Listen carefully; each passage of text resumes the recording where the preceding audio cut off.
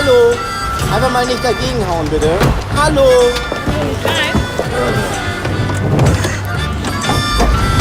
Don't do it!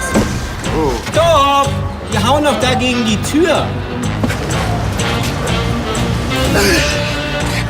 Hört sich jetzt doof an, das sind zwei Tumore.